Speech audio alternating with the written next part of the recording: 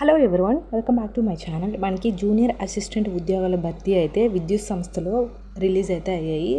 Bharat electronic limited కంపెనీలో అయితే release చేశారు.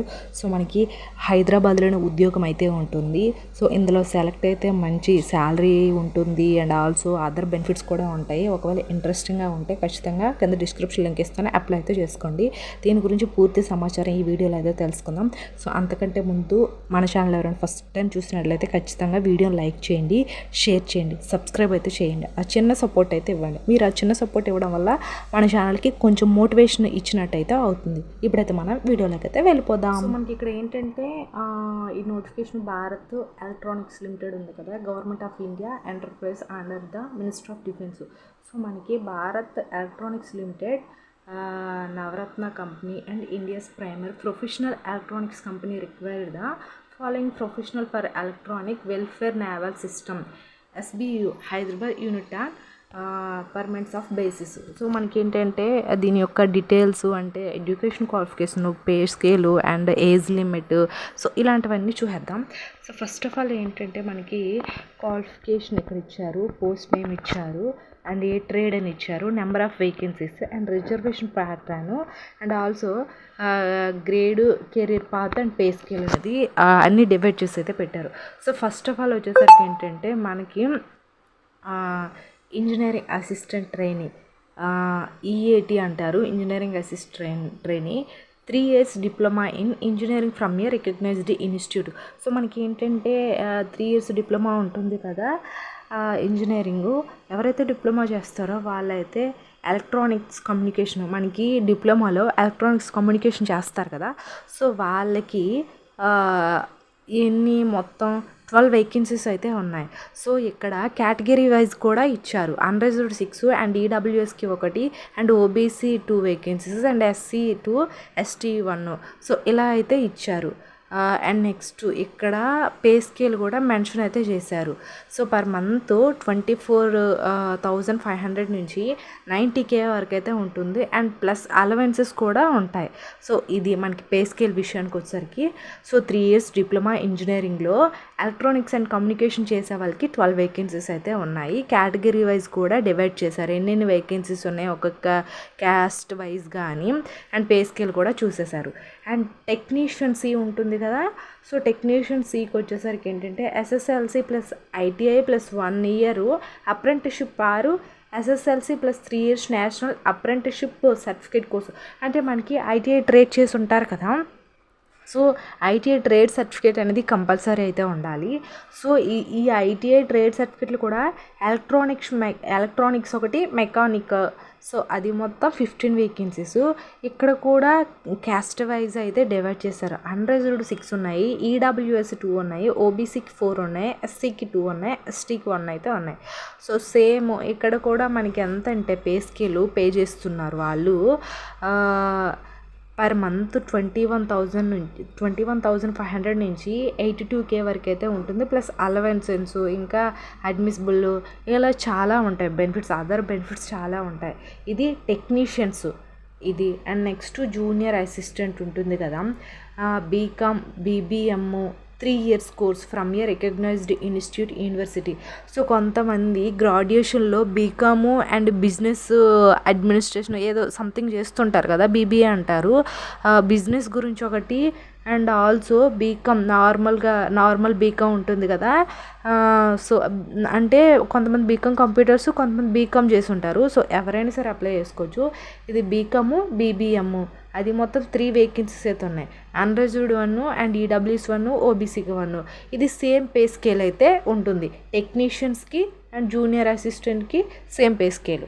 సో అది.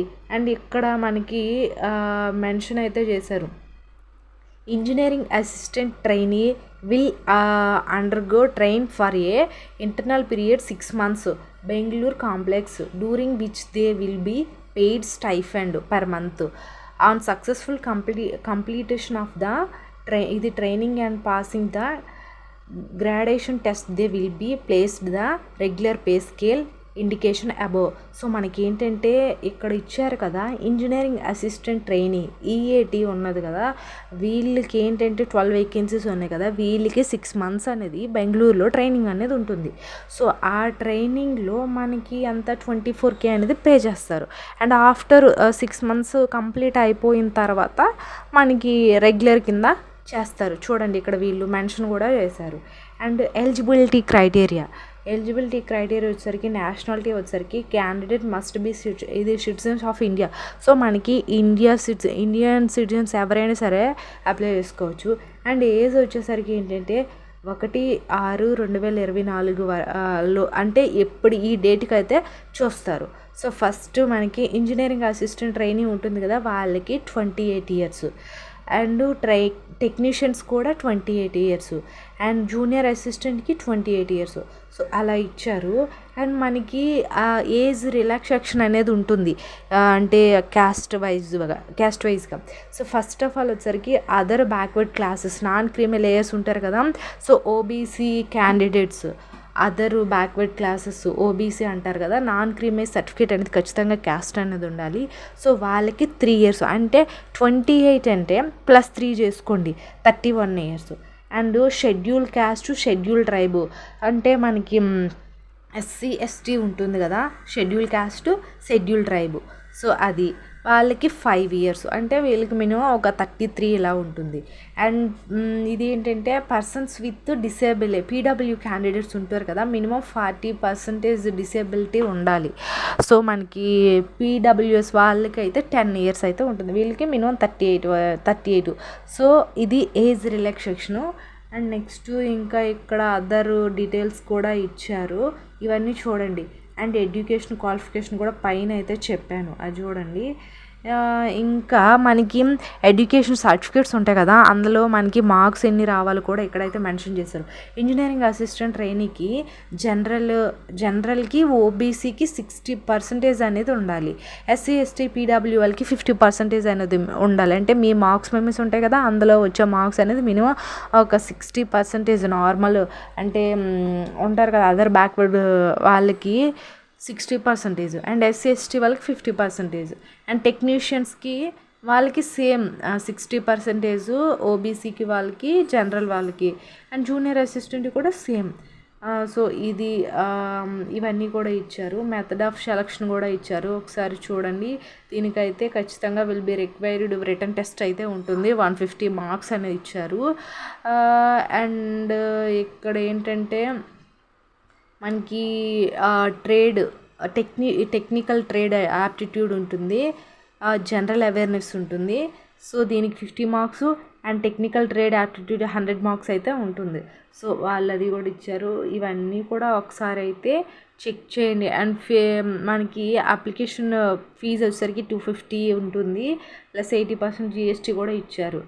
ఇప్పుడైతే మనకి ఎట్లా అప్లై చేసుకోవాలనేది కూడా ఇక్కడ ఒక వెబ్సైట్ లింక్ అయితే ఉంటుంది, నేను డిస్క్రిప్షన్లో ఒక లింక్ ఇస్తాను.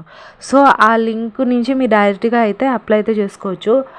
అది అండి, దీని గురించి పూర్తి డీటెయిల్స్ ఒకసారి చూసి అయితే అప్లై అయితే చేసుకోండి. అండ్ చదివి అప్లై చేయండి. ఇక్కడ హౌ టు అప్లై కూడా ఇచ్చారు, అంటే మనకి తెలియకపోయినా సరే ఎట్లా అప్లై చేయాలి అనేది కూడా ఇక్కడ ఇచ్చారు.